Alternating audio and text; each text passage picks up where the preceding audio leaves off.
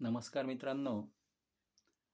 आजच्या लेक्चरमध्ये आपण होमोझायगस आणि हेटेरोझायगस या दोन कन्सेप्ट लर्न करणार आहोत. होमोझायगस ज्याला आपण प्युअर असंही म्हणतो. An individual having identical alleles for a particular trait is called homozygous.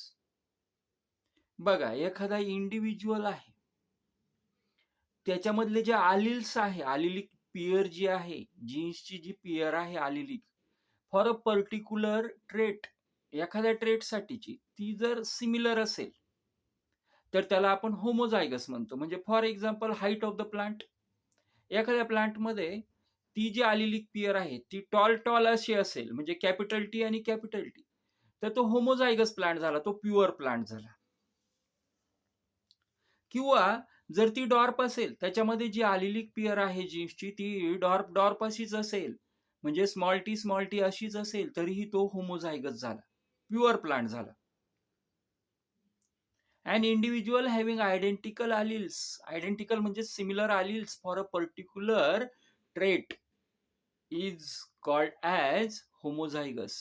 For example, capital T, tall, or dwarf, small t.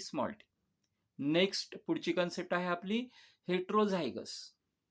And individual having, जसं होमोझायगस मध्ये आयडेंटिकल सिमिलर आलिल्स आहे, तसं इथं कसे असणार आहे, डिसिमिलर आलिल्स असणार आहे.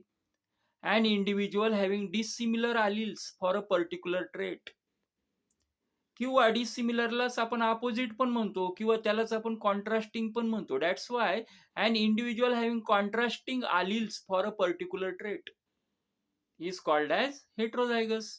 Such as for example height of the stem.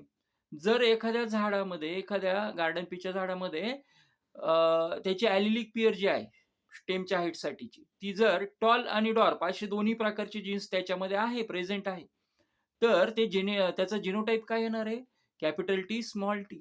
आणि म्हणून an individual having contrasting alleles for a particular trait is called as heterozygous. त्याला हेटेरोझायगस म्हणतो. या ठिकाणी त्याचा जो जिनोटाइप आहे तो पण आपण इथे मेन्शन केला आहे, capital T small t. Homozygous म्हणजे pure line, capital T small t, हे होमोझायगस झालं. आणि ज्या वेळेला कॅपिटल टी स्मॉल टी असं लिहिलेलं असेल त्यावेळेला त्याला आपण हेटेरोझायगस म्हणतो. म्हणजेच कॉन्ट्रास्टिंग आलिल्स आहे, डिसिमिलर आलिल्स आहे. होमोझायगस मध्ये आलिल्स जे आहेत ते सिमिलर असतात. पुढच्या लेक्चरमध्ये आपण पुढच्या ज्या कन्सेप्ट असतील त्या स्टडी करूया. Thanks for watching this video. Thank you.